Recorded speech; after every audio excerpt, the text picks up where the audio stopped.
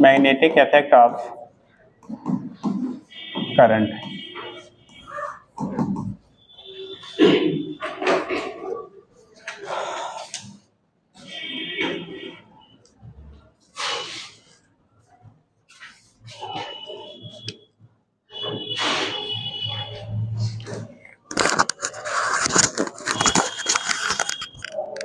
और आप लोगों को ग्रुप पे मैसेज गया था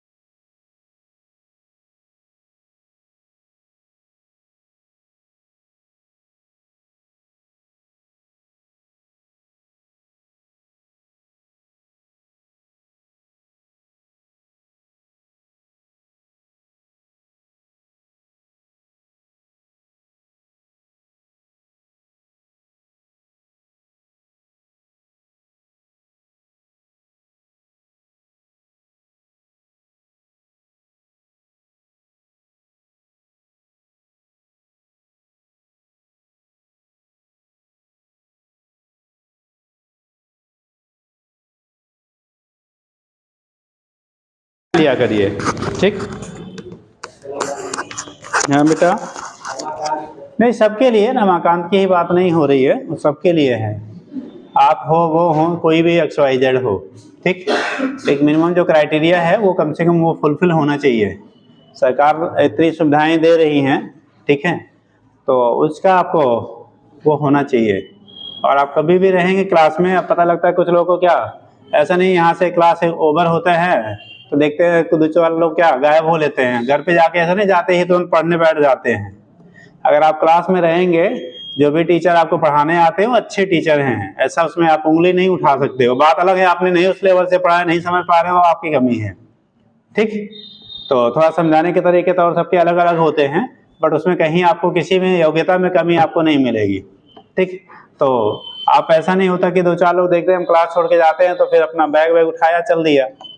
भाई जिस दिन जो सब्जेक्ट नहीं है वो तो बात समझ में आता है कि मैथ वाले है बायो वाला नहीं पढ़ेंगे, लेकिन फिजिक्स केमिस्ट्री तो सब में कॉमन है ना।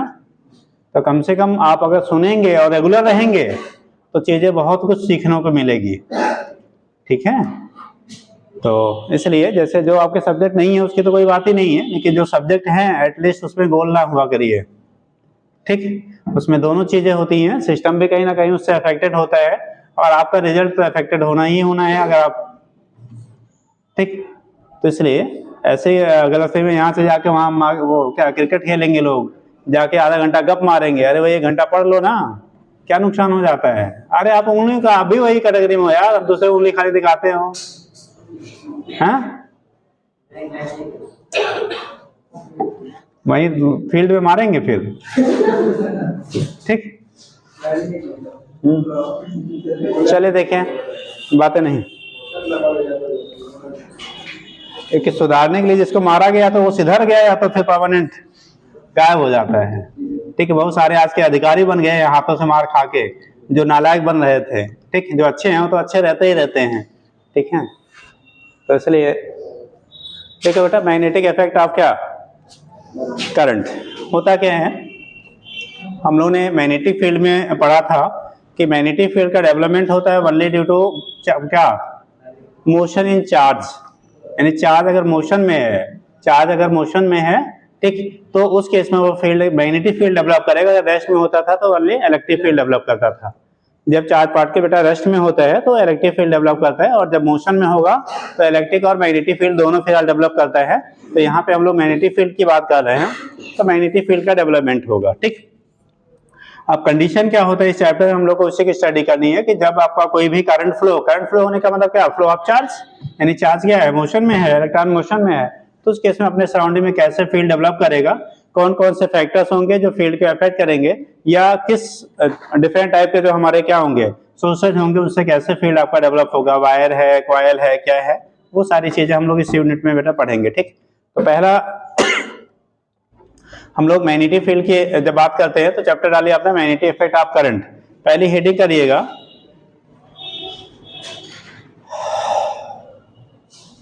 Magnetic field. जैसे इलेक्ट्रिक फील्ड पढ़ा था ना, इलेक्ट्रिक फील्ड आपने डिफाइन किया था, द रीजन अबाउट क्या surrounding A charge particle in which another charges experiences force of क्या इंटरेक्शन, यानी कि अट्रैक्शन और repulsion is called electric field. ठीक, ऐसे ही हम लोग मैग्नेटिक फील्ड को डिफाइन करते हैं बेटा कि अगर वो रीजन जिसमें क्या किसी मैग्नेट की नहीं अबाउट, अगर कोई मैग्नेटिक मटेरियल ले आते हैं तो वो फोर्स ऑफ इंटरेक्शन यानी अट्रैक्शन या रिपल्शन क्या करे, अगर फील करता है तो उसे उसका हम लोग मैग्नेटिक फील्ड कहेंगे। इनिशियल जो भी हमारा सोर्स है, वो चाहे वो बार मैग्नेट हो, चाहे कोई क्या हो, अगर करंट कैरिंग कंडक्टर हो, या जो भी सोर्स है जिसकी वजह से आपका डेवलप हो रहा है, तो लिखिएगा मैग्नेटिक फील्ड ना। The region near a magnet, near a magnet where a magnetic needle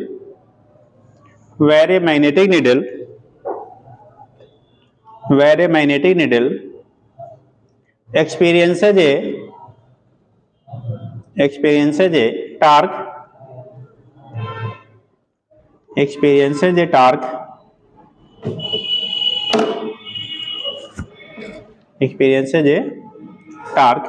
and rest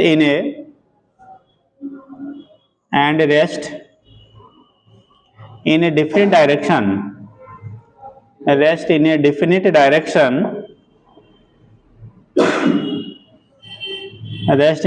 direction is called magnetic field, definite direction is called magnetic field, is called magnetic field। तो उसी को हम लोग क्या कह लेते हैं बेटा, मैग्नेटिक फील्ड कह लेंगे। जिसमें कोई मैग्नेटिक नीडल या अदर मैग्नेटिक सब्सटेंसेस इंटरेक्ट हो तो उसे हम लोग उस बार मैग्नेट का या जो भी सोर्स है आपका मैग्नेट जिसकी वजह से बिहेव कर रहा है जो मैग्नेट, वो उसका क्या कहलाएगा, फील्ड कहलाएगा। ठीक, जैसे आपने पढ़ा होगा बेटा अभी अर्थ मैग्नेटिज्म की हम लोग आगे बात करेंगे कि अर्थ के अंदर ये सपोज किया जाता है एक ह्यूज मैग्नेट है, होता है ना। ठीक, इसीलिए जब हम लोग मैग्नेटिक नीडल को क्या करते हैं, फ्रीली सस्पेंड करते हैं, तो किस डायरेक्शन में स्टे करता है जी, अगर किसी मैग्नेटिक नीडल को आप सस्पेंड करिए फ्रीली तो वो किस डायरेक्शन में स्टे करेगा, नॉर्थ साउथ डायरेक्शन में स्टे करता है। अब ये आपका होता है बार मैग्नेट के लिए, जब आप बात करते हो तो एक नॉर्थ पोल होता है, एक साउथ पोल होता है। अब फिर क्वेश्चन बनता है जो बार मैग्नेट का नॉर्थ पोल होगा वो नॉर्थ डायरेक्शन में स्टे करेगा या साउथ में, north pole of bar magnet stay in south direction और नॉर्थ डायरेक्शन, हाथ उठाओ साउथ वाले। बार मैग्नेट को अगर सस्पेंड किया जाए फ्रीली, मान लो ये बार मैग्नेट है बेटा, इसको ले लेते हैं हम लोग, ये बार मैग्नेट सपोज दैट है, इसका नॉर्थ पोल है, ये साउथ पोल है। ठीक, अगर इसे हम सस्पेंड करेंगे फ्रीली तो नॉर्थ वाला किधर से क्या लाई करेगा, नॉर्थ डायरेक्शन में या साउथ डायरेक्शन में,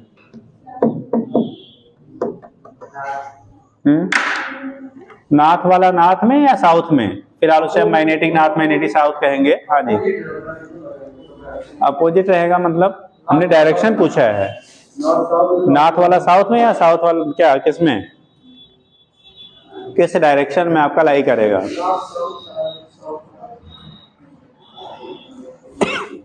और लोग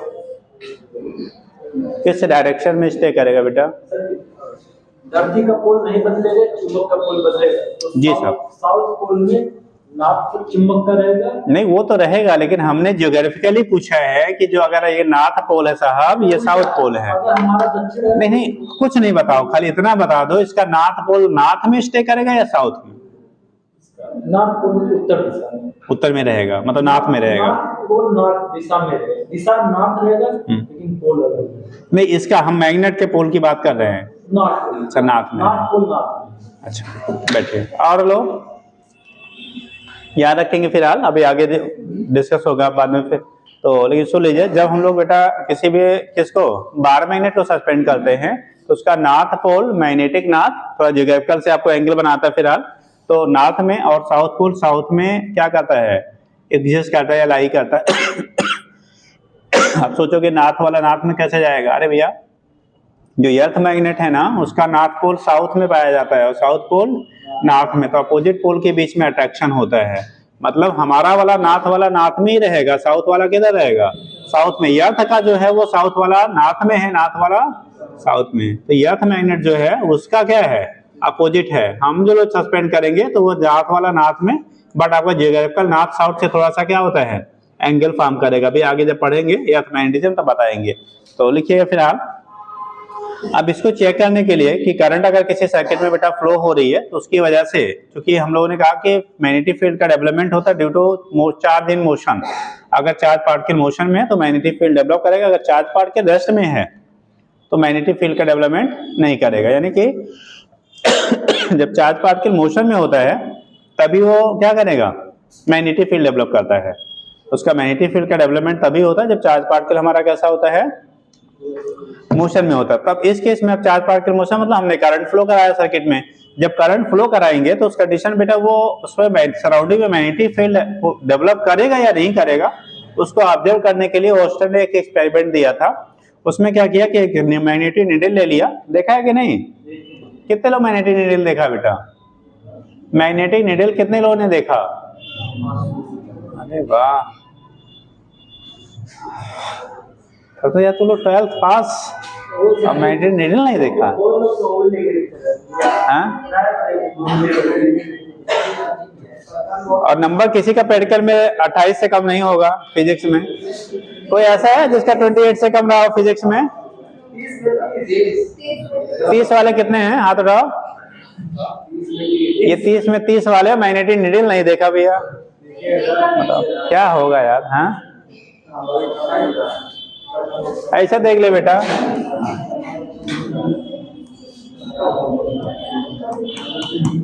इसी को मैग्नेटिक नीडल कहते हैं। एक नॉर्थ होता है दूसरा साउथ होता है। जब हम लोग रखते हैं तो वो क्या करता है, फील्ड के अकॉर्डिंग रोटेट करेगा। ठीक है साहब लोग, ठीक। तो उस केस में क्या होगा, सीखो हाँ डायरेक्शन को डिटेक्ट करने के लिए। ठीक है, आजकल तो बहुत सारे वॉच वगैरह भी आती है जो उसमें मैग्नेटिक क्या नीडल लगी होती है डायरेक्शन वगैरह को ऑब्जर्व करने के लिए। ठीक, या मोबाइल में आप सर्च कर लेते हो तो आपका क्या मिल जाएगा। ठीक, तो कम से कम मोबाइल यूज करते हो उसी से देख लिया करो यार, हाँ हकीकत में नहीं देखे उसमें ही देख लिया करो काम की चीजों को, है ना।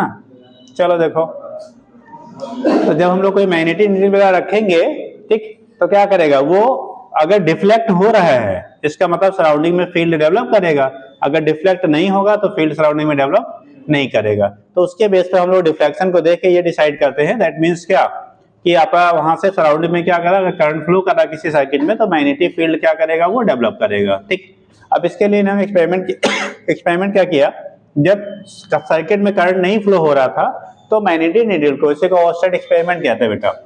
मान लो एक सर्किट आपने बना लिया, यहाँ से की लगा दिया, ठीक, ये वायर है, करंट आपका अभी स्विच हमने ऑन नहीं किया, टच करेगा तो बेटा ऑन होगा और अगर टच नहीं किया तो अभी ऑफ है, करंट अभी फ्लो नहीं कर रहा है, करंट अभी फ्लो नहीं कर रहा, बैटरी आपने लगा दिया। अगर इस वायर से करंट आपका कोई पास आउट नहीं हो रहा है तो मैग्नेटिक नीडल को आप जब रखोगे ना, इसके सराउंडिंग में जब लोग बेटा मैग्नेटिक नीडल रखेंगे तो उस केस में आपका उसका जो पोल होगा वो आपका डिफ्लेक्शन शो नहीं करेगा। थोड़ा सा जो पोल होगा, मान लो हमने एक नॉर्थ पोल साउथ लगा लिया, तो ये आपका क्या हो गया, कोई डिफ्लेक्शन शो नहीं कर रहा है, अभी आपका इसका पोल कोई डिफ्लेक्शन शो नहीं कर रहा है। लेकिन अगर हम लोगों ने इसमें करंट फ्लो कराना स्टार्ट कर दिया, मान लो सर्किट को क्या किया आपने, कंप्लीट कर दिया, स्विच ऑन कर दिया, ठीक, जब ऑन था यहाँ पे ऑफ था तो उस केस में कोई भी करंट आपका पास आउट नहीं हुआ। लेकिन जब आपने ऑन किया तो उस केस में क्या करेगा, अगर करंट हमारा, मान लो ये आपने कोई वायर ले लिया, एक्स वाई ले लेते हैं बेटा, क्योंकि बी को मैग्नेटिक फील्ड से हम लोग रिप्रेजेंट करेंगे। तो मान लो हमने एक्स वाई ले लिया, तो इस केस में क्या करेंगे, जब इसमें से करंट, इसको स्विच ऑन किया तो करंट देखो फ्लो करना शुरू हुआ बेटा, इसमें से करंट पास होना क्या हुआ, स्टार्ट हुआ। करंट पास होने का मतलब चार्ज का क्या हुआ, मूवमेंट हुआ। चार्ज आपका वो क्या हुआ वहां से सराउंडिंग में, ठीक है। चार्ज आपका फ्लो कर रहा है वायर के थ्रू, तो वो सराउंडिंग में मैग्नेटिक फील्ड डेवलप करेगा, और जब फील्ड डेवलप करेगा तो जो आपका नीडल था ना वो डिफ्लेक्शन शो करेगा। क्या करेगा, वो डिफ्लेक्शन शो करेगा, यानी कि जो आपका हॉरिजॉन्टली मिल रहा था वो डिफ्लेक्ट हो जाएगा। अब डिफ्लेक्शन जो हो रहा है,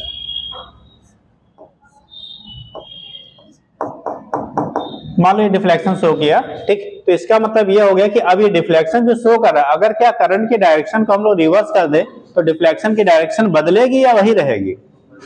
अगर करंट के डायरेक्शन को उल्टा कर दिया जाए, यानी कि जो हमारा टर्मिनल है बैटरी के पॉजिटिव नेगेटिव, अगर उन्हें चेंज कर दिया जाए, फिर स्विच को ऑन कर दिया जाए, तो डिफ्लेक्शन का जो डायरेक्शन है चेंज होगा या वही रहेगा, वो चेंज हो जाएगा। अगर चेंज हो रहा है या डिफ्लेक्शन शो कर रहा है, इसका मतलब ये हो गया करंट कैरिंग कंडक्टर अपने सराउंडिंग में मैग्नेटिक फील्ड को डेवलप करेगा। जो भी करंट कैरिंग कंडक्टर होगा वो मैग्नेटिक फील्ड क्या करेगा, डेवलप करेगा। तो अगर हम लोगों ने इसकी बैटरी के टर्मिनल्स को चेंज कर दिया बेटा, तो उस केस में जो डिफ्लेक्शन हमारा हो रहा था, अब करंट इधर से पास होगा, जब करंट की डायरेक्शन आपने रिवर्स कर दिया तो डिफ्लेक्शन जो आपका हो रहा था वो क्या करेगा, चेंज हो जाएगा, ठीक है, डायरेक्शन उसका ये हो जाएगा, ठीक।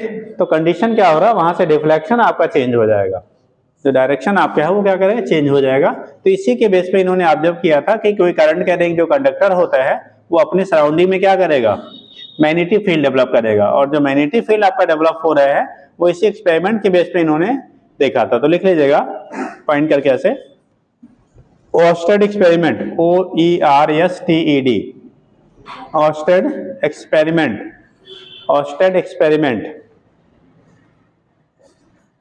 आप कितने दिन बाद आई है बेटा, कहाँ थी?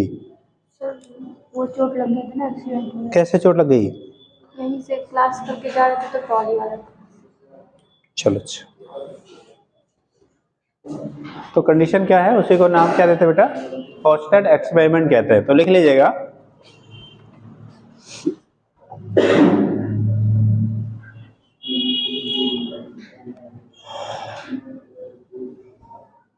देखिएगा, Oersted experimentally observed that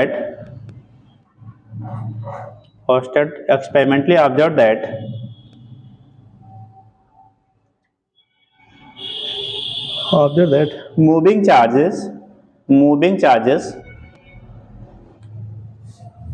produces magnetic field,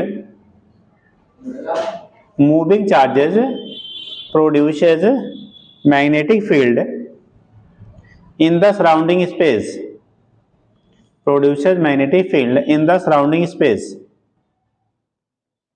produces magnetic field in the surrounding space। तो ये अपने सराउंडिंग स्पेस में क्या करता है बेटा, मैग्नेटिक फील्ड का डेवलप करेगा। And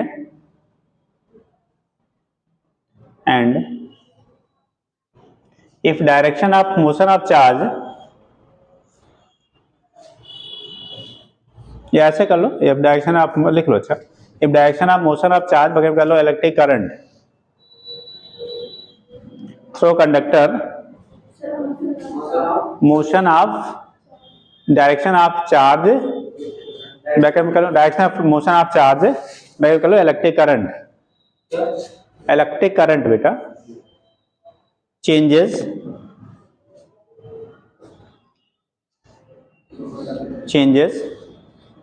magnetic field produced surrounding it, magnetic field produced surrounding it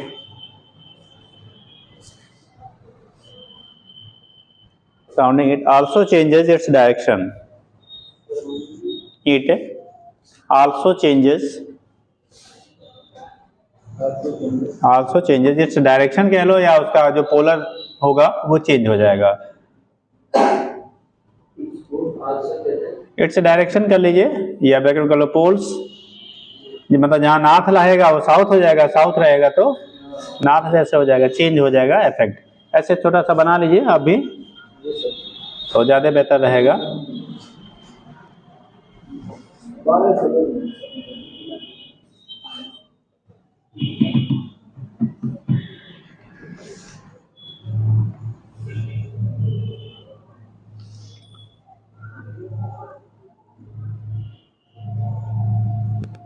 अपने बोर्ड में बड़ा इंपॉर्टेंट हुआ करता था बायोट सावर्ट लॉ, ठीक। डेरिवेशन वगैरह भी पुटअप होते हैं बीच बीच में, क्वेश्चन भी आपके न्यूमेरिकल भी डिजाइन किया जाता है। तो लिखिएगा, हाँ बना लीजिए साहब।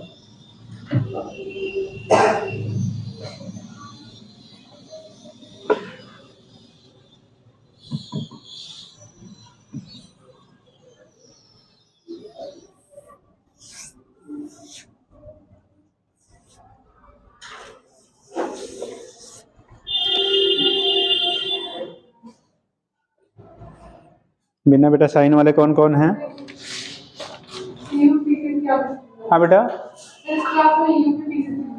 साइड वाला उधर पहले वाला जो है उसमें।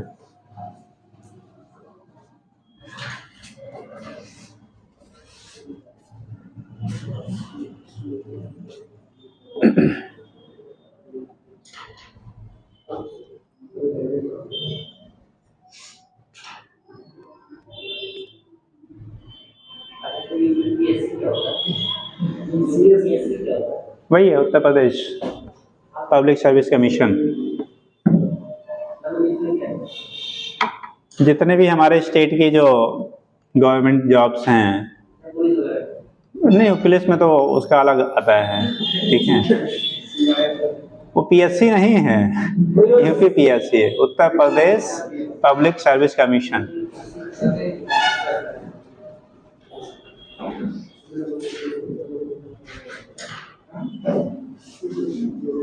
जिसे पीसीएस आप कहा करते थे ना, वही है। हाँ, अरे ऐसे कहाँ कह रहे भैया, घूस तो एक चपरासी से लेके बहुत बड़े पदों तक लोग खा लेते हैं। अब आपकी ईमानदारी पर निर्भर करता है आप क्या करते हो। हाँ, ऐसे ना कहो यार, बहुत सारे ईमानदार लोग हैं तभी चल रहा है सिस्टम। हाँ? नहीं वो बातें अलग है बेटा, कभी कभी राइट लोग भी रंग के उसमें फंस जाते हैं। ऐसे बहुत सारे लोग हैं जो नहीं है उसके लिए रिस्पॉन्सिबल, लेकिन फिर भी वो भुगत रहे हैं। बहुत सारे हैं जो करे हैं उनको कुछ नहीं हुआ है, तो वो तो अलग की बात है बेटा। चलिए लिखिए नेक्स्ट।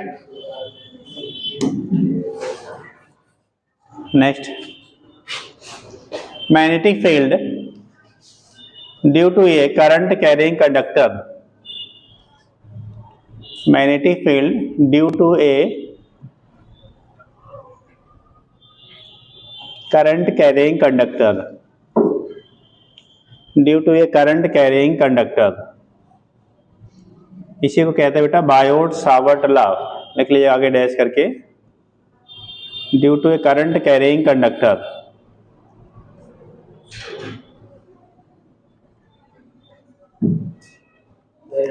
बायोट BIOT होता है बेटा, Biot Savart SAVART, Savart law, Biot Savart law.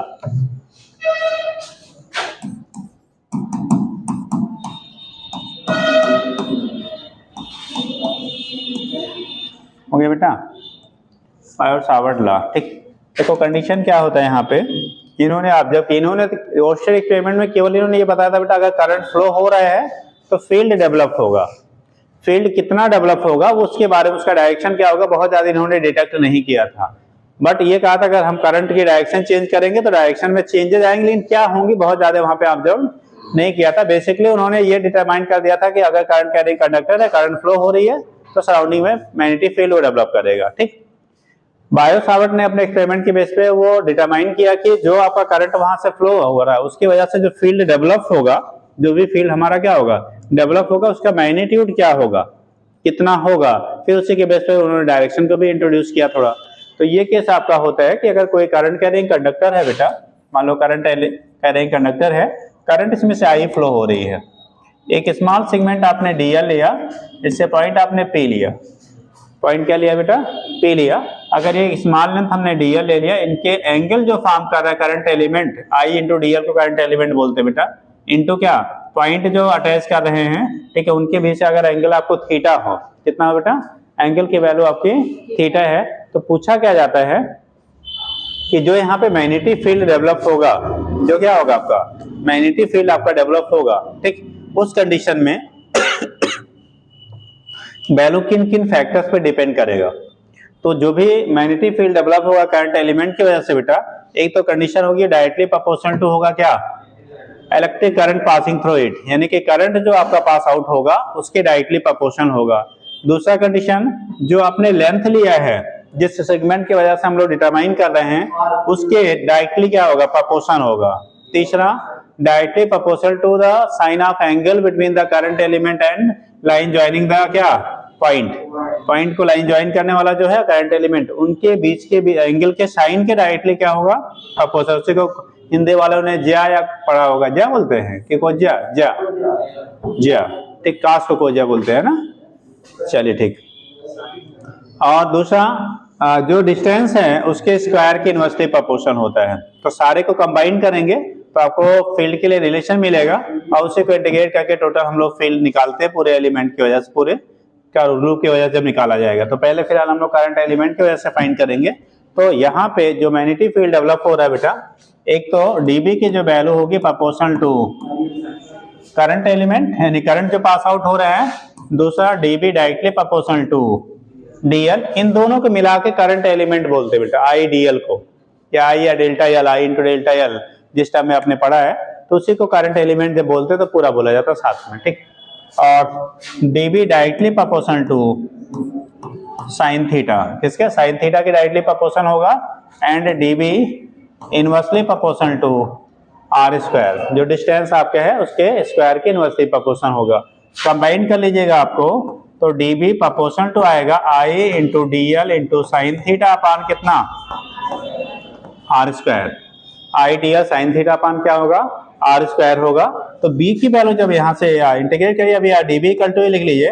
तो जब हम लोग बेटा प्रोपोर्शनलिटी सिंबल रिमूव करते हैं तो हमेशा कोई ना कोई कांस्टेंट आता है, क्या आता है, कांस्टेंट आता है। और यहाँ पे जो हम लोग बात करते हैं कांस्टेंट फैक्टर का, वो आता है म्यू नॉट अपान कितना, 4 पाई। जैसे वहां पे हम लोगों ने लिखा था 1/4 पाई एप्सिलॉन नॉट, चार्जेस के केस में हम बात करते थे, तो वहां पे जो भी केसेस किया था तो वहां पे प्रोपोर्शनलिटी की वैल्यू क्या, 1/4 पाई एप्सिलॉन नॉट, वैल्यू 9 × 10⁻9 आप लिया करते थे। यहाँ पे जो होता है, जो प्रोपोर्शनलिटी कांस्टेंट है उसकी वैल्यू क्या 10⁻⁷ होता है, न्यूमेरिकली लिखते हैं म्यू नॉट अपान किससे, 4 पाई से। तो यहाँ पे जब प्रोपोर्शनलिटी से रिमूव करेंगे बेटा तो वैल्यू मिलेगा हमारा mu naught upon 4 pi I D L sine theta upon R square. अगर बी की वैल्यू आपको निकालना है तो इसी को आप इंटीग्रेट कर लीजिए, तो बी इक्वल टू होगा इंटीग्रेशन, जो भी है जहां से जहां तक आप लिमिट दिया गया है, mu naught upon 4 pi I into D L sine theta by कितना, आर स्क्वायर। तो इंटीग्रेट करके हम निकाल सकते हैं जो भी आपका 0 to L जहां से जहां तक आपको लेंथ दिया रहेगा वो आप वैल्यू पुट कर लेते हैं। अभी आगे हम लोग डिफरेंट इनफाइनाइट लेंथ और बाकी फाइनाइट लेंथ की वजह से निकालेंगे। तो ये कंडीशन आपका होता है। यहाँ पे जो हमारा म्यू नॉट अपान 4 पाई है, वैल्यू जो हम लोग लेते हैं बेटा SI यूनिट में, तो 10⁻⁻ कितना आता है, 7 आता है। तो म्यू नॉट अपान 4 पाई की जो वैल्यू होगी 10⁻⁷ हो गई, ठीक। तो यहाँ पे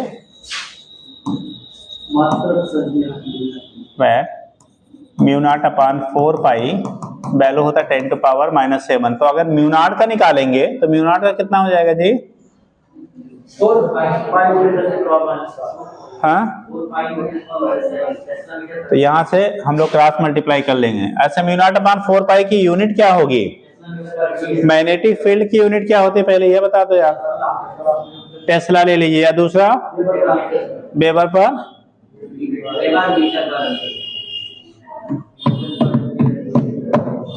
और लोग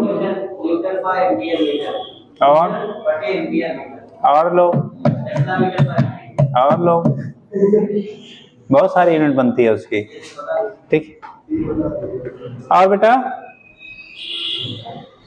चलिए, तो इस केस में क्या होता है, जब हम लोग डिसाइड करते हैं बेटा क्या होगा आपका, तो वहां पे म्यू नॉट अपान 4 पाई की वैल्यू 10 पावर कितना है, -7 है। तो म्यू नॉट की वैल्यू लिखोगे तो आ जाएगा 4 पाई × 10⁻⁷। यूनिट लिखेंगे बेटा न्यूटन क्या पर एम्पियर स्क्वायर। जब हम लोग किसका निकालेंगे, म्यू नॉट का निकालेंगे, तो वहां पे हो जाएगा न्यूटन पर क्या हो जाएगा, एम्पियर स्क्वायर, या weber per ampere into metre ले लेते हैं, वेबर जैसे वेबर पर मीटर स्क्वायर, ठीक। तो यहाँ पे हो गया क्या, weber per ampere into metre हो जाएगा। अगर हम लोग म्यू नॉट का निकाल लें तो लिख लीजिएगा वैल्यू हो गया 10 to power minus 7, 10 to power क्या हो गया माइनस 7। आर के लिए म्यू नॉट जो हो जाएगा तो 4 pi into 10 to power minus 7 हो जाएगा। म्यू नॉट की जो वैल्यू होगी ये हो जाएगा 4 pi into 10 to power minus 7। ठीक, अब जो कॉमनली यूनिट हम लोग यूज करते हैं तो एक लिख लीजिए। तो एक तो हो जाएगा बेटा हमारा कौन सा, न्यूटन पर एम्पियर स्क्वायर। अरे जो म्यू नॉट अपन 4 पाई की यूनिट है वही म्यू नॉट की यूनिट होगी, 4 पाई तो यूनिट लेस है ना, तो लिखिएगा वैल्यू है newton per ampere square or weber per ampere per metre, मतलब एम्पियर मीटर नीचे रहेगा, weber per ampere per metre. हो गया। अब डायमेंशन अगर निकाला जाए बेटा, ठीक, क्या निकाला जाए, डायमेंशन निकाला जाए तो डायमेंशन क्या हो जाएगा बेटा, म्यू नॉट को ऐसे कहते क्या है, खड़े हो जाइए, क्या बोला बेटा, परमिटिविटी या परमिएबिलिटी, परमिटिविटी इंग्लिश बोलो यार जी, परमिटिविटी या परमिएबिलिटी, हाँ लिख लीजिए नहीं तो गड़बड़ हो जाएगा, लिख लो, लिखिएगा। म्यू नॉट को बोला था परमिएबिलिटी और एप्सिलॉन नॉट जब लिखते थे तब लिखते थे परमिटिविटी, बड़ा कंफ्यूज करता है, ध्यान रखा करिए टर्म्स को। यहाँ पे म्यू नॉट जो होता है, म्यू नॉट जो होता है इसे कहते हैं परमिएबिलिटी बेटा, क्या कहते हैं इसे, परमिएबिलिटी कहा जाता है। म्यू नॉट को हम लोग परमिएबिलिटी या फ्री स्पेस कहा लेते हैं, परमिएबिलिटी आप क्या फ्री स्पेस कह लेंगे, ठीक। और वैल्यू हुआ 4 pi into 10 to power 7 weber per क्या, क्या करिए बैठ जाइए, weber per ampere into metre, या आपने न्यूटन पर एम्पियर स्क्वायर लिख लिया, ठीक। तो यूनिट आपने लिख लिया है। अगर डायमेंशन की हम लोग बात करते हैं बेटा, तो डायमेंशन जब लिखेंगे म्यू नॉट, तो आपने लिखा न्यूटन पर क्या, न्यूटन के टर्म लिखा न्यूटन पर एम्पियर स्क्वायर। तो न्यूटन का सबको पता है, देखो हम हमेशा डायमेंशन निकालते समय उस यूनिट का यूज किया करिए जिसके बाकी के डायमेंशन आपको पहले से मालूम हो। जैसे आप अगर लिखोगे weber per ampere into metre, तो वेबर का ही भी आपको एक मुश्किल आएगा, फिर ढूंढना पड़ेगा। तो हमेशा उस यूनिट से आप निकाला करिए डायमेंशन जो हमारे उसमें इन्वॉल्व होने वाले क्वांटिटीज हैं उनके डायमेंशन पहले से नोन हो। तो डायमेंशन आप म्यू नॉट लिखेंगे तो हम लोग लिखेंगे बेटा यूनिट, चूंकि आपने लिखा था न्यूटन पर एम्पियर स्क्वायर, एक क्या लिखा था, न्यूटन पर एम्पियर स्क्वायर, इसी को आप यूज कर लिए। न्यूटन का सबको पता है क्या होता है, mLT के पावर, अरे भाई फोर्स है ना न्यूटन, तो mLT के पावर -2, एम्पियर को किससे लिखते हैं, ए स्क्वायर, ये ऊपर जाएगा तो mLT के पावर -2 ए के पावर, तो म्यू नॉट का जो डायमेंशन आपका हो गया mLT के पावर क्या हो गया बेटा, -2 ए के पावर -2। तो हमेशा उस यूनिट से डायमेंशन फाइंड किया करिए जो हमारा क्या, जिसके बारे में आपको पहले से जिनमें इन्वॉल्व होने वाले क्वांटिटी के बारे में पहले से डायमेंशन नोन हो, ठीक। बाकी निकालेंगे तो किसी से निकालेंगे, वैल्यू हमारा वही आएगा।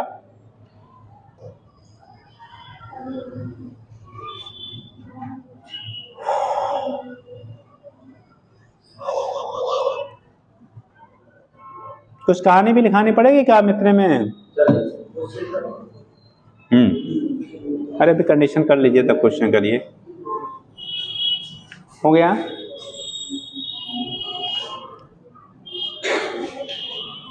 अब यहाँ पे अगर हम लोग फील्ड दिखाते बेटा थोड़ा सा,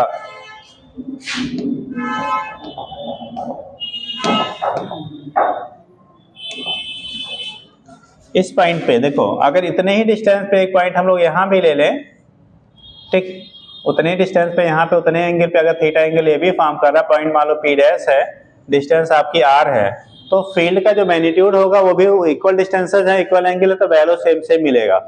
दोनों के लिए जो फील्ड की वैल्यू मिलेगी वो सेम सेम मिलेगी, सेम रिलेशन मिलेगा, लेकिन डायरेक्शन हमारा बदल जाएगा बेटा। एक आपने पढ़ा होगा राइट हैंड पाम रूल, पढ़ा है, फील्ड निकालने का सबसे सेफेस्ट रूल आपका वही है। बाकी हमारे स्कूल रूल भी पढ़ा होगा, मल्टीपल आपके तरीके से निकालते हैं, लेकिन सबसे सेफेस्ट जो रूल होता है किसी कंडक्टिंग वायर की वजह से अगर करंट फ्लो हो रहा है तो राइट हैंड पाम रूल से हम लोग क्या करते हैं, डिटरमाइन करते हैं बेटा। ठीक, तो यहाँ पे क्या होगा देखो, राइट हैंड पाम रूल के अकॉर्डिंग होता है, थंब को हम लोग रखते हैं बेटा पॉइंट यानी कि करंट के डायरेक्शन में, फिंगर्स को रखते हैं पॉइंट के डायरेक्शन में जहां पे आपको फील्ड की डायरेक्शन फाइंड करनी है। जो पुशिंग साइड ऑफ पाम होता है, पुशिंग मतलब जिसे कहते हैं हिंदी में धक्का देने की दिशा। जैसे हम लोग कैसे प्रेस करते हैं, ऐसे, कोई लोग कहेंगे हम ऐसे भी करते हैं, अरे वो तो एक्सेप्शनल कुछ, हाँ कोई लोग सर की तरफ से भी चलते हैं, अब उसकी क्या बात है ना। ठीक, अरे हाथों से भी चलते हैं ना कुछ, हाँ तो वो ऐसे इधर से पुश करने वाले भी लोग हैं। ठीक है, तो उस केस से फिलहाल पुशिंग साइड इसे बोला जाता है, और आप कैसे करते हो आप जानो। ठीक, तो ये केस आपका होता है, जो पुशिंग साइड होता है उस पॉइंट पे वो डायरेक्शन प्रोवाइड करता है फील्ड का। अब जैसे हमने राइट साइड लिया बेटा, तो जब राइट साइड आप ले रहे हो ना, तो इस केस में आपको जो डायरेक्शन यहाँ मिलेगा, देखो थंब की डायरेक्शन हो गई पॉइंट क्या, करंट की फिंगर्स पॉइंट की डायरेक्शन में, तो पुशिंग साइड किधर है आपका, इनवर्ड है, अंदर की तरफ। किधर, अंदर की तरफ। तो अंदर की तरफ देखो एक चीज, फील्ड जो होता है प्लेन के इनसाइड को रिप्रेजेंट करने के लिए हम लोग क्रॉस से इंडिकेट करते हैं। जो अगर फील्ड प्लेन के अंदर की तरफ, जैसे ये फील्ड अंदर की तरफ जहां मिलेगा उसको इंडिकेट करने के लिए हम लोग क्रॉस सिंबल लगाते हैं। ठीक, और जब प्लेन के आउटसाइड होता है, कैसा होता है, आउटसाइड अगर प्लेन पे है तो उस केस में हम लोग डॉट से दिखाते हैं। किससे दिखाएंगे बेटा, डॉट से। तो डॉट डॉट है, इसका मतलब प्लेन के परपेंडिकुलरली आउटवर्ड है, और अगर क्रॉस से रिप्रेजेंटेड है तो प्लेन के परपेंडिकुलरली इनवर्ड है। तो ये फील्ड के रिप्रेजेंटेशन का तरीका होता है। अब हमें right hand palm rule use करके हम लगा लेंगे बेटा फील्ड की डायरेक्शन को, करंट थंब की डायरेक्शन में, फिंगर्स पॉइंट की डायरेक्शन में, तो पुशिंग साइड किधर है, अंदर की तरफ, यानी पॉइंट P पे जो फील्ड की डायरेक्शन होगी वो इनवर्ड होगा बेटा। और जब हम लोग पॉइंट Q ले रहे हैं, कौन सा ले रहे हैं, पॉइंट P डैश ले रहे हैं, यहाँ P लिया, यहाँ P डैश लिया, पॉइंट P डैश पे निकालो, देखो हमारा थंब किधर है, करंट की डायरेक्शन में, पॉइंट की डायरेक्शन में क्या है, फिंगर्स, तो आउटवर्ड, ये कहाँ आ रहा है हमारा, बाहर की तरफ आ रहा है। जब बाहर की तरफ आपका आ रहा है तो यहाँ पे जो लेंगे हमारा जो डायरेक्शन आपका होगा वो आउटवर्ड मिलेगा, यानी कि P डैश पे फील्ड की डायरेक्शन आउटवर्ड हुई और P पे क्या हुआ, इनवर्ड हुआ। जब करंट किधर जा रहा था, ऊपर की तरफ, करंट को उल्टा कर दो, नीचे की तरफ अगर डायरेक्शन को चेंज कर दे, जैसा भी हमने और से रूल में पढ़ा था एक्सपेरिमेंट में कि करंट की डायरेक्शन को रिवर्स किया तो डिफ्लेक्शन की डायरेक्शन जो मैग्नेटिक नीडल में थी वो चेंज हो गई थी, हो गया था ना। तो ऐसे ही कंडीशन अगर करंट की डायरेक्शन को अपवर्ड के बजाय डाउनवर्ड कर दिया जाए तो जब इधर लाओगे तो जस्ट उल्टा, अब इधर वाला इनवर्ड हो जाएगा और इधर वाला क्या होगा, आउटवर्ड हो जाएगा। तो करंट की डायरेक्शन चेंज करने से जो फील्ड की डायरेक्शन आपकी होगी वो चेंज हो जाता है बेटा। ठीक, फील्ड का जो डायरेक्शन होगा क्या हो जाएगा आपका, चेंज हो जाएगा। तो यहां से हम लोग रिप्रेजेंट कर लेते हैं, तो डायग्राम बना के नोट कर लीजिए।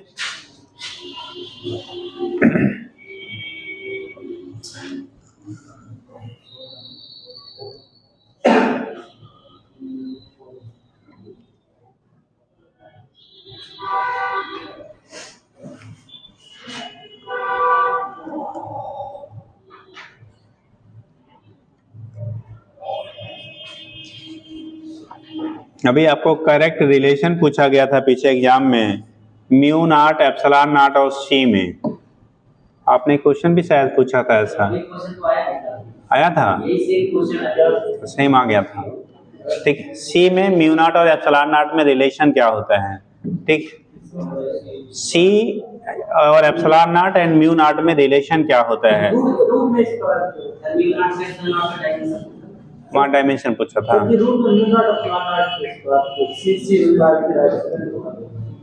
इनवर्सली क्या डायरेक्टली, अगर सी स्क्वायर इसका अरे आप यहाँ भी कर सकते हो, ठीक है। तो याद रखेंगे बेटा, हम लोगों ने पढ़ा था 1/4 पाई एप्सिलॉन नॉट की वैल्यू 9 × 10⁻9 पढ़ा था ना, और आपने पढ़ा क्या, म्यू नॉट अपॉन 4 पाई की वैल्यू 10⁻⁻7। इन्हीं दोनों इक्वेशन को इक्वेट कर दीजिए, आपको सी और म्यू नॉट और एप्सिलॉन नॉट में रिलेशन मिल जाता है। ठीक, अगर हम लोग फाइंड करते हैं बेटा,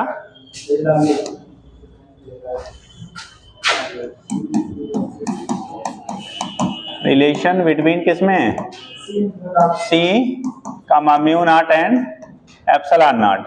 अगर हमें फाइंड आउट करना है तो हम लोग जानते बेटा, सिंस बातें नहीं समझाते समय बात नहीं होनी चाहिए बेटा।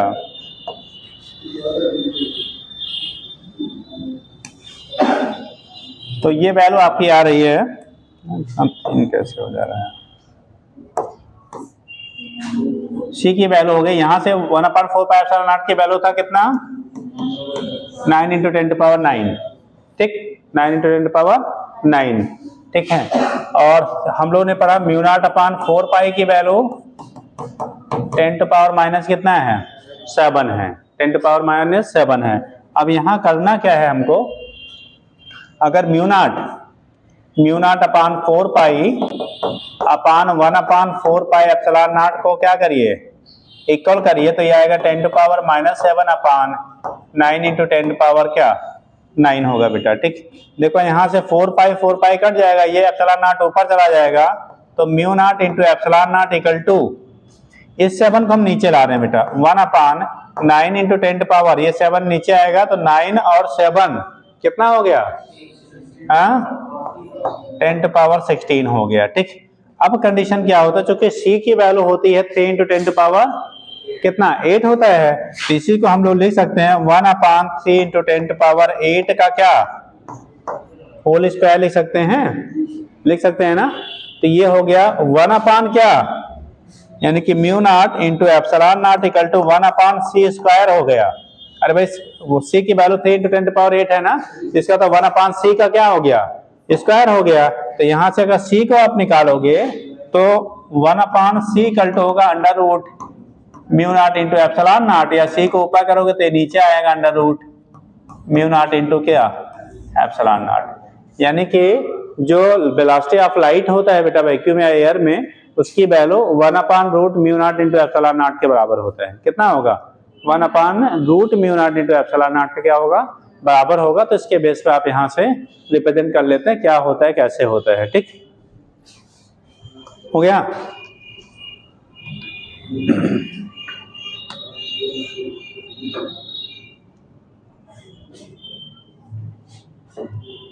नोट कर लीजिए।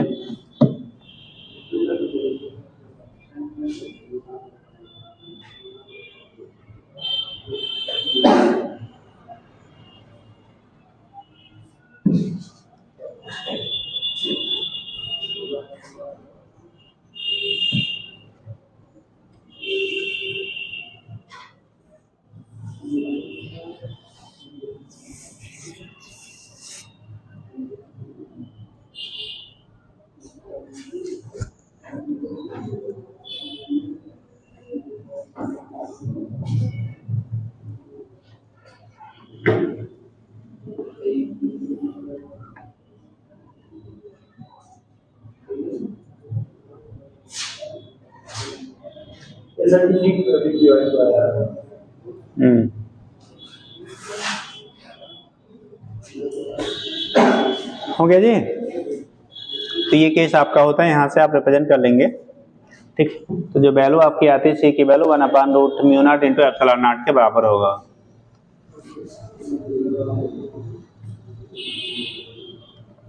ये काम बाद में कर लिया करिए, रुक के या पहले आके, ठीक है जी। अब कोई डाउट होना समझ में आए तो जब तक है तब तक पूछ लीजिए।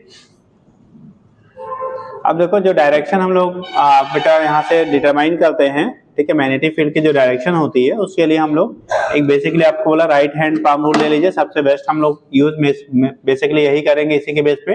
दूसरा आपने राइट हैंड थंब रूल पढ़ा होगा, ठीक। तीसरा आपने स्क्रू रूल पढ़ा होगा, ठीक। तो तीनों से हम लोग डायरेक्शन फील्ड का निकाल सकते हैं, बट जो निकालेंगे वो राइट हैंड पाम का यूज करके हम लोग जहां भी जरूरत पड़ेगी वो डायरेक्शन को डिटरमाइन करेंगे। ऐसे पॉइंट करके नोट कर लीजिए, खाली लिख लीजिए।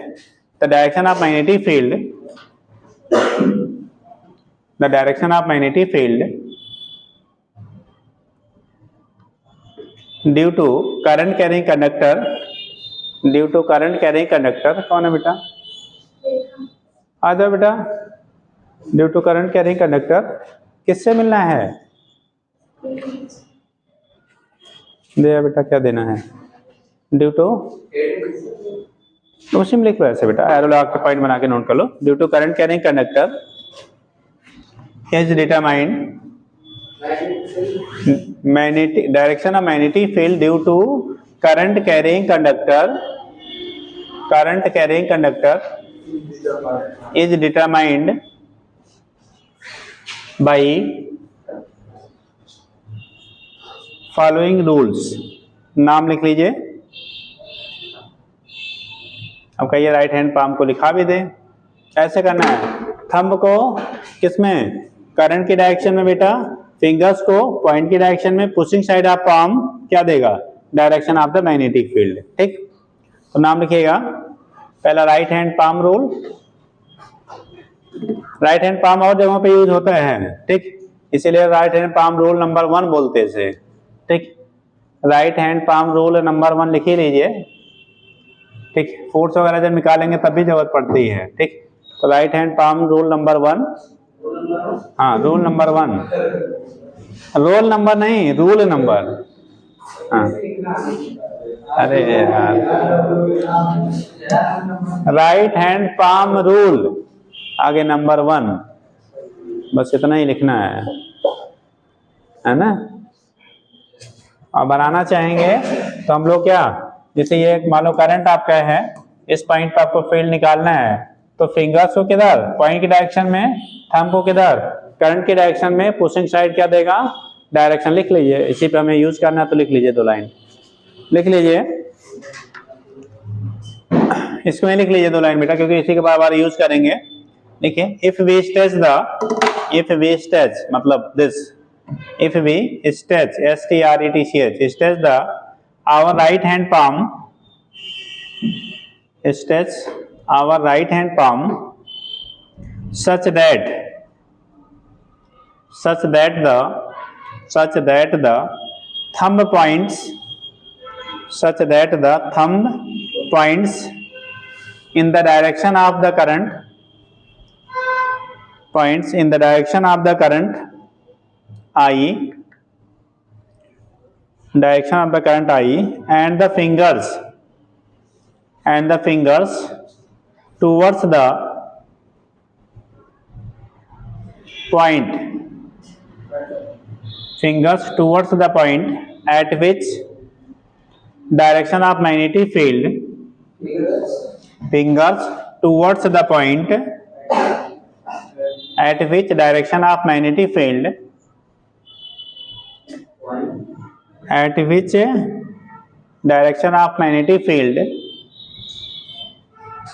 is to be determined,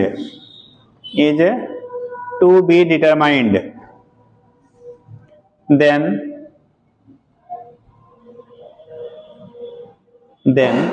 the perpendicular drawn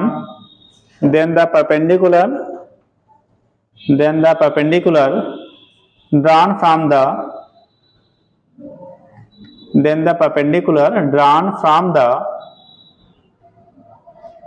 the palm, PALM, palm,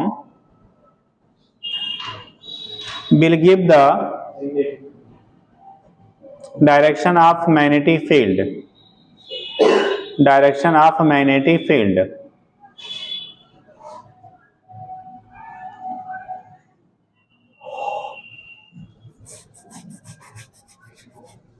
अब दिखाना है हमको डेंजरस। अब उंगली बनाए तो बड़ा सा बनेगा, है ना। आप फिलहाल आपके पास अभी रखेंगे तो ऐसे बन जाएगा। तो उल्टा हो गया यार, जब पेन पे है तब कैसे उल्टा हो गया।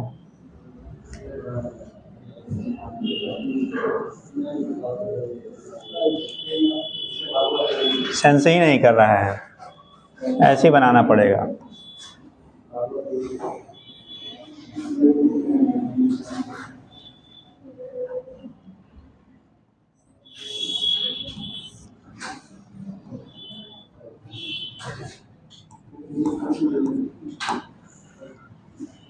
ठीक,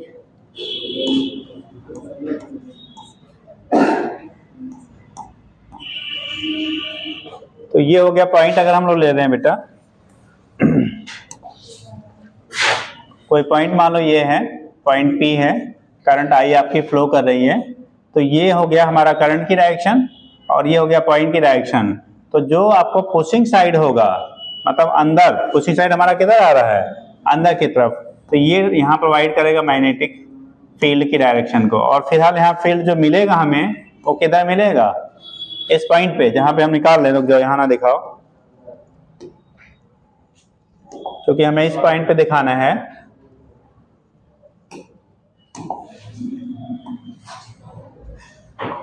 इस पॉइंट पे जब हम फील्ड दिखाएंगे बेटा,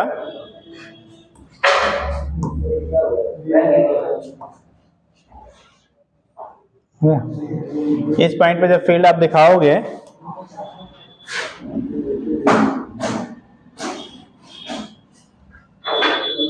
तो जो डायरेक्शन हमें मिलेगा पॉइंट पे, इस पॉइंट पे फील्ड की डायरेक्शन जो मिलेगी बेटा वो किधर मिलेगी, अंदर की तरफ। यहाँ पे फील्ड जो मिलेगा वो अंदर की तरफ होगा। अंदर की तरफ दिखाने के लिए हम लोग क्रॉस से दिखाते हैं। क्या दिखाते हैं, क्रॉस से दिखाएंगे तो ये पॉइंट पी पे डायरेक्शन आपका फील्ड हो गया, इनवर्ड हो गया, ठीक। तो जो भी कंडीशन आपका होगा इस तरह से हम रिप्रेजेंट करेंगे। अगर आउटवर्ड है तो हमारा ये बाहर की तरफ आ रहा है तो आउटवर्ड, और अंदर की तरफ आ रहा तो इनवर्ड। ये हाथ यहाँ बहुत पतला हो गया ना,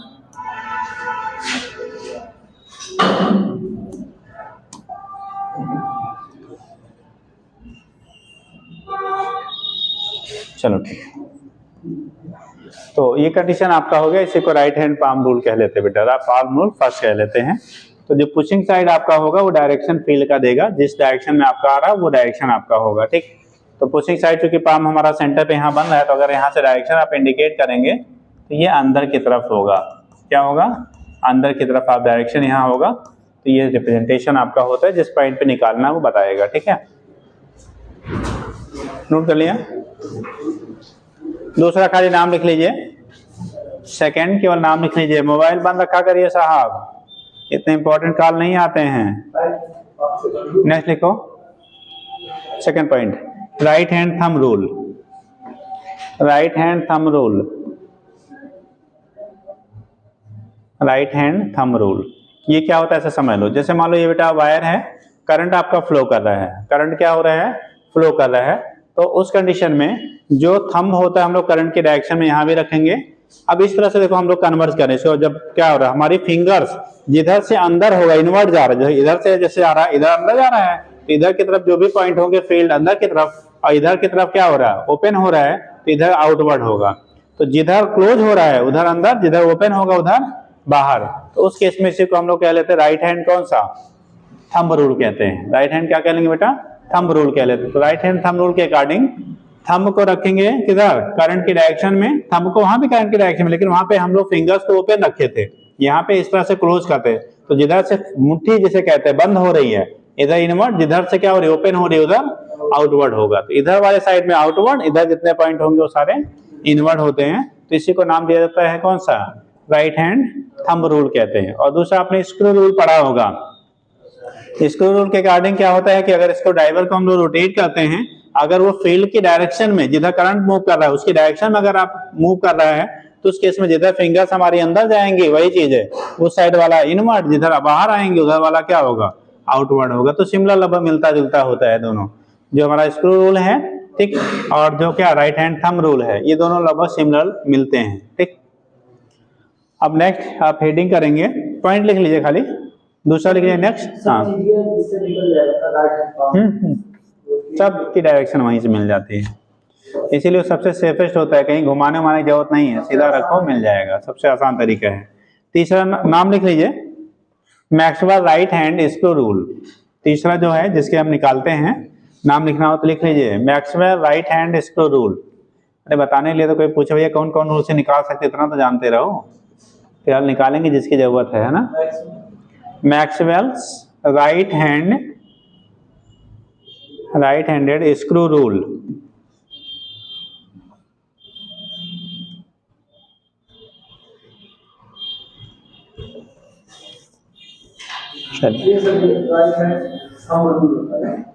हम लोग तभी बताएं। हम ये जैसे ये हमने पकड़ा, ठीक, अब हमारी फिंगर्स इधर से मुड़ रही है ना, जिस साइड में मुड़ेंगे उस साइड में अंदर, अंगूठा करंट की डायरेक्शन में है, जिस डायरेक्शन में फिंगर्स मुड़ रही हैं वो हमारे जिधर क्लोज आ रही हैं उधर से अंदर, जिधर से ओपन होंगे ये वाला साइड बाहर। अरे इसी में ले लें, जैसे करंट जा रहा था अब इससे आप निकालोगे तो इधर देखो, इधर अंदर जा रहा है ना इस साइड में, ये इतने इधर राइट साइड में जितने पॉइंट होंगे सारे इनवर्ड, यहाँ देखो आउटवर्ड बाहर आ रहा है, तो इधर वाले जितने पॉइंट होंगे वहां पे आउटवर्ड हो जाएगा। रिजल्ट सारे का सेम सेम रहता है, केवल आपको तरीके अलग बदलते हैं। ठीक, नेक्स्ट हेडिंग करेंगे, समझ गए? लिखते हैं magnetic field due to state current carrying conductor, magnetic field due to state current carrying conductor of finite size, magnetic field due to state current carrying conductor of finite size, current carrying conductor of finite size,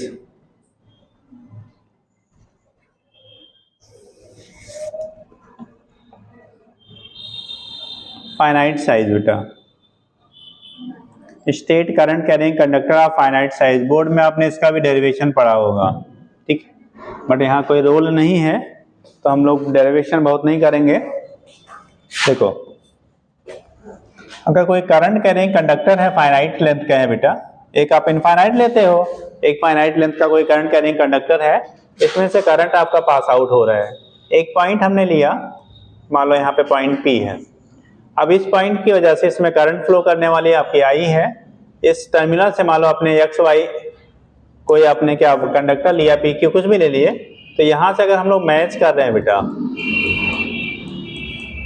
इस point को, एक side से angle मान लो आपका φ1 है, दूसरे side से angle जो बना रहा है वो φ2 है। एक साइड से कितना है, φ1 है, φ2, फाई टर्म में पढ़ा, थीटा टर्म में, फाई थीटा जो भी पढ़ा दोनों टर्म यूज किया जाता है। एक φ1 है, दूसरे साइड से φ2, या θ1 होगा, दूसरे साइड से θ2 ले लीजिए, जो भी आपने पढ़ा है। तो φ1 और φ2 तो हमारे क्या हैं, एंगल से यहाँ से दिखाए जा रहे हैं। तो पूछा था इस पॉइंट पे जो इस करंट कैरिंग कंडक्टर की वजह से फील्ड होगा उसकी वैल्यू क्या आएगी, क्या रिलेशन बनेगा, इक्वेशन क्या बनेगा। ठीक, तो दो चीज थोड़ा ध्यान रखेंगे यहाँ पे।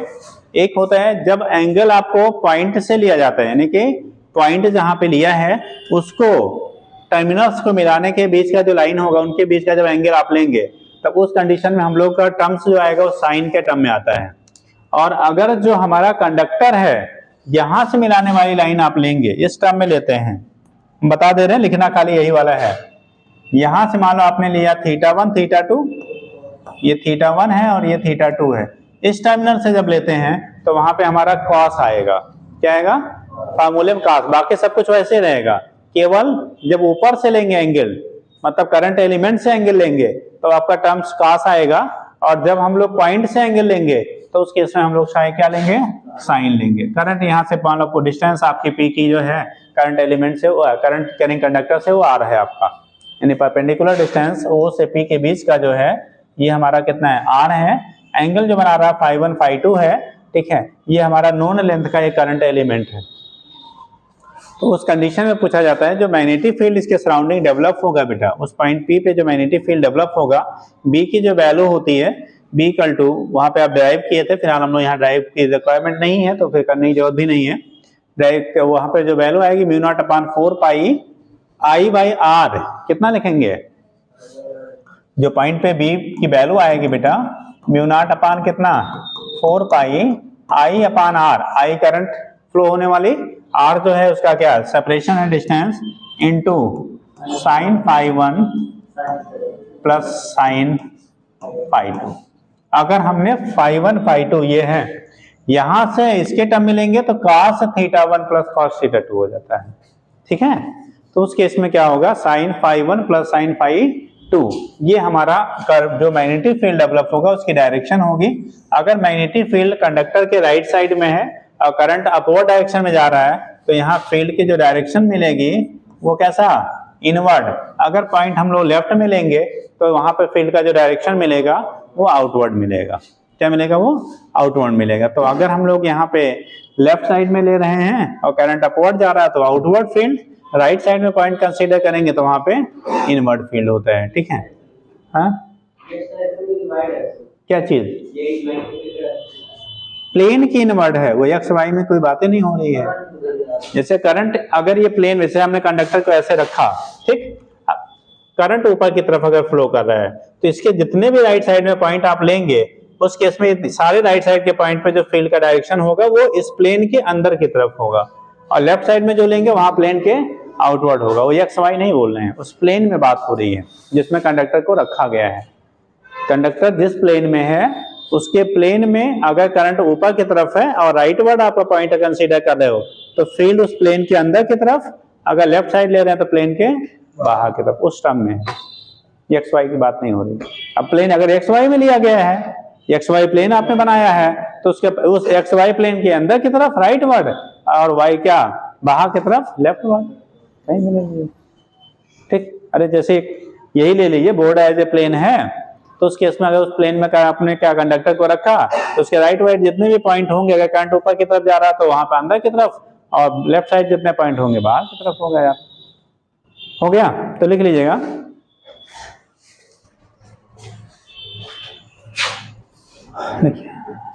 हेडिंग कर लिया बेटा।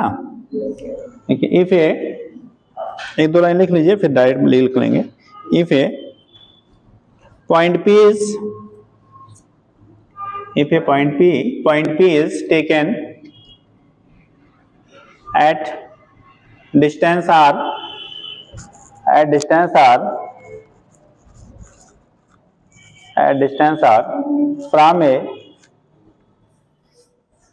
from a current carrying conductor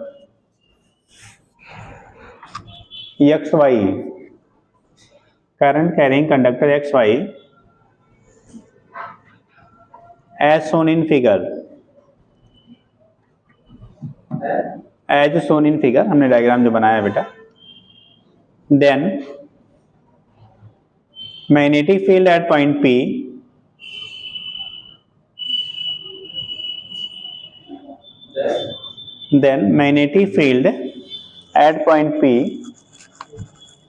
due to current carrying conductor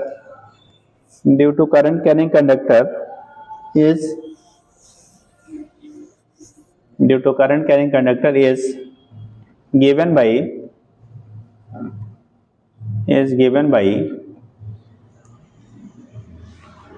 अब डायग्राम ऐसे बना लो बेटा और नोट कर लीजिए। याद रखिए अगर कास के टर्म में कहीं क्वेश्चन दिया गया है तो इसका मतलब एंगल कहां से लेंगे, ऊपर से लेंगे। ठीक है, तो उस चीज को ध्यान रखिएगा, लेकिन लिखेंगे हम लोग यही बेटा।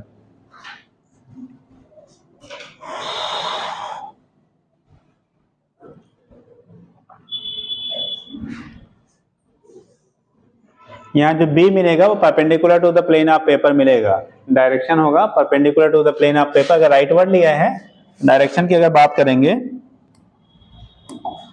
तो ये परपेंडिकुलर टू प्लेन ऑफ क्या है, डायरेक्शन होगा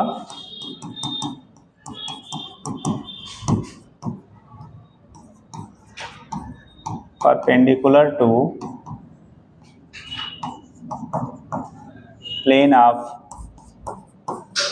paper, perpendicular to plane of paper, directed.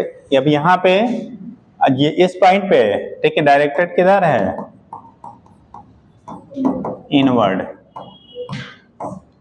Perpendicular inward outward दोनों हो सकता है ना, लेकिन इस पॉइंट पे जो हम लोग कंसीडर किए हैं डायग्राम के अकॉर्डिंग वहां पे इनवर्ड है बेटा।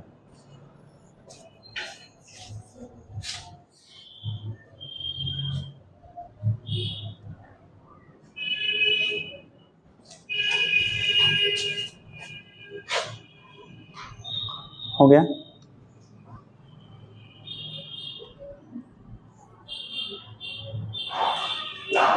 अब यहाँ पे कुछ स्पेशल कंडीशंस बनता है।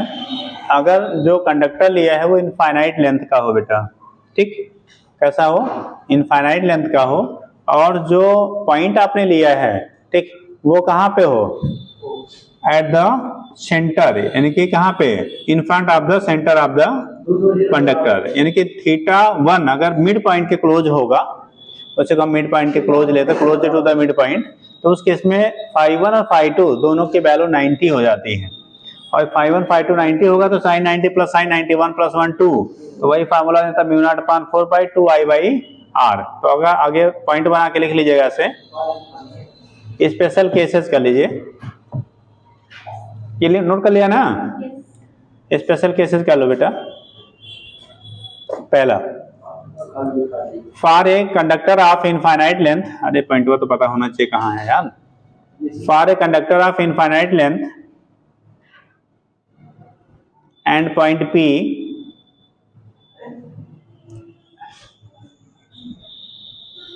conductor of infinite length and point P is lie in front of point P is lie in front of middle of the conductor या mid point of the conductor। ठीक, जैसे हम लोग यहीं ले लेते बेटा, डायग्राम ऐसे बना लेंगे। अगर ये कंडक्टर है और कंडक्टर हमारा इनफाइनाइट लेंथ का है, कहाँ है? इनफाइनाइट लेंथ तक है, और इस पॉइंट को आप लेंगे, पॉइंट आपका है P। ठीक, पॉइंट क्या है? P है। ये डिस्टेंस हमारा R है। डिस्टेंस क्या है आपका? R है। पॉइंट आपका P है।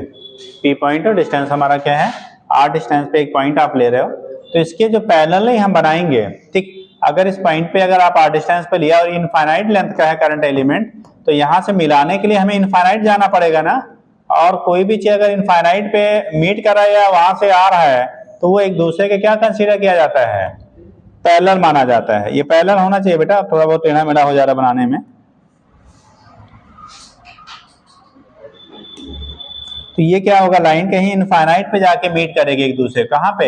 इनफाइनाइट पे मीट करेगा, तो ये पैरेलल एक दूसरे के अपीयर होंगे। और जब पैरेलल होंगी तो यहाँ पे φ1 यानी φ1 की वैल्यू भी 90 और φ2 की वैल्यू भी क्या होगा? 90 हो जाएगा, 90 डिग्री। ये 90 है बेटा, 90 डिग्री। सो B की वैल्यू जो होगी इसके लिए μ0/4 पाई I/R sin 90 प्लस कितना? sin 90। तो यहां से 1 1 2 से मल्टीप्लाई कर दो, तो V की वैल्यू हो गई μ0/4 पाई 2I/R। ये फार्मूला मिलेगा। कहीं कहीं इसी को 2 और 4 को कैंसिल करके ऐसे भी लिखा हुआ मिल जाएगा, तो परेशान नहीं होइएगा, 2 पाई I/R। लेकिन हम लोग फॉलो इसी पहले वाले को ही करेंगे, क्योंकि यहाँ से डायरेक्ट μ0/4 पाई की वैल्यू आपको मिल जाती है। अब एक बार 2 को करेंगे, फिर 2 से मल्टीप्लाई करेंगे, तो कोई मतलब निकलता नहीं बेटा। ठीक, तो फिर अगर दिखेगा तो वो चीजें वही हैं, ऐसा मत करना कि वो गलत है या ये गलत है। ठीक, इसलिए दोनों लिख लीजिए। ठीक है, कब? जब इनफाइनाइट लेंथ का वायर है तो। अब यही अगर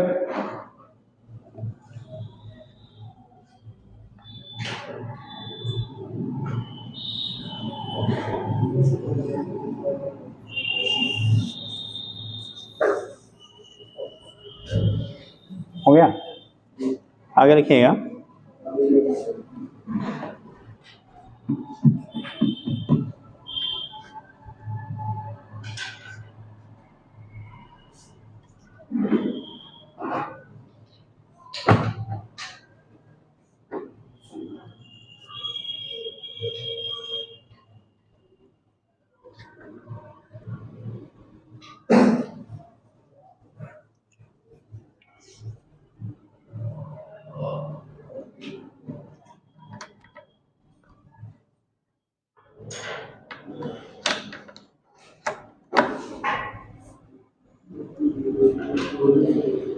सेकेंड पॉइंट लिखिएगा, if conductor of infinite length, या फार ए कर लो इफ के बजाय, for a conductor of infinite length and point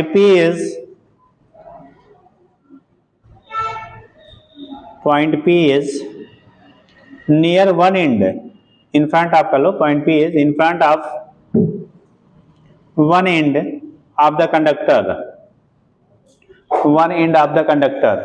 अब यहां पे क्या ले रहे हैं बेटा ना, हम लोगों ने इसी में हम डायग्राम बना ले रहे हैं। ये एक साइड से तो इनफाइनाइट लेंथ का है, कितना है? इनफाइनाइट लेंथ का है, लेकिन दूसरे साइड से हमारा कितना है? एक एंड पे, यानी पॉइंट यहां ना लेके, पॉइंट को हमने यहां ना लेके कहां ले लिया? ये पॉइंट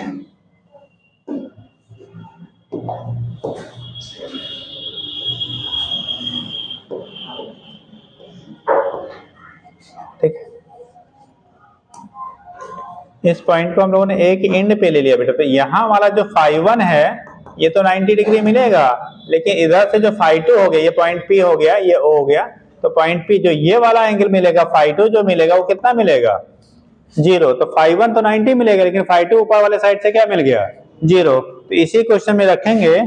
सो B की वैल्यू आ जाएगी म्यू नॉट अपान कितना 4 पाई I बाई कितना R ब्रैकेट में sin 90 plus sin 0, sin 90 plus sin 0, ये sin 90 की वैल्यू कितना 1 हो जाएगा, तो वैल्यू आ जाएगा फाइनली, और sin 0 की वैल्यू 0 हो गया, तो बचा हमारा mu naught upon 4 pi I by कितना R। तो ये फील्ड आपका होगा, यहां से आप रिप्रेजेंट कर लेते हैं क्या फील्ड की वैल्यू होगी। ठीक, फील्ड की वैल्यू क्या होगी उसके बेस पे आपका रिप्रेजेंटेशन हो जाता है, हो जाएगा।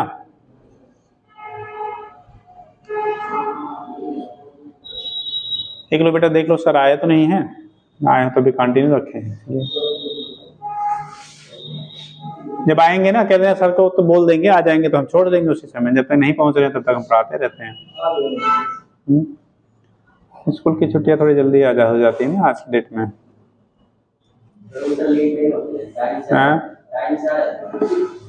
तो सीधे आते हैं।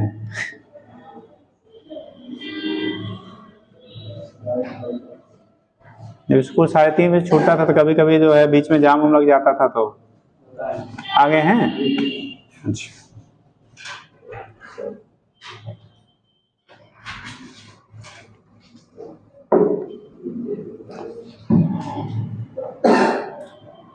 समझ गए बेटा। तो ये केस आपका होता है, इसके बेस पे हम लोग डिटरमाइन कर लेते हैं फील्ड की वैल्यू क्या होगी, वो रिप्रेजेंटेशन हो जाता है। अगर हम लोग ग्राफ ड्रा करते हैं बेटा, क्या करेंगे ग्राफ ड्रा करेंगे, तो जैसे जैसे आप पॉइंट से यानी कंडक्टर से दूर जाते हैं वैसे वैसे फील्ड की वैल्यू क्या करेगी रिड्यूस करेगी। जैसे जैसे कंडक्टर से आप दूर जाओगे वैसे वैसे फील्ड की वैल्यू क्या होगी आपकी रिड्यूस करेगी। तो उस कंडीशन में अगर ग्राफ R और B के बीच में ड्रा किया जाए तो कैसा बनेगा,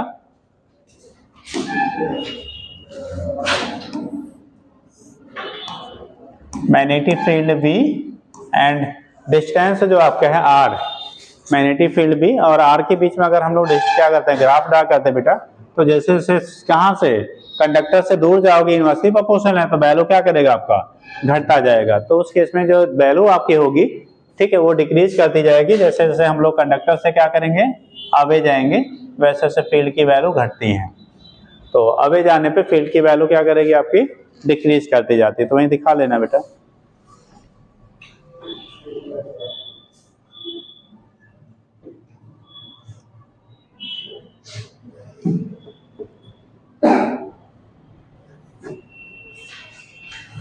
हो जाएगा।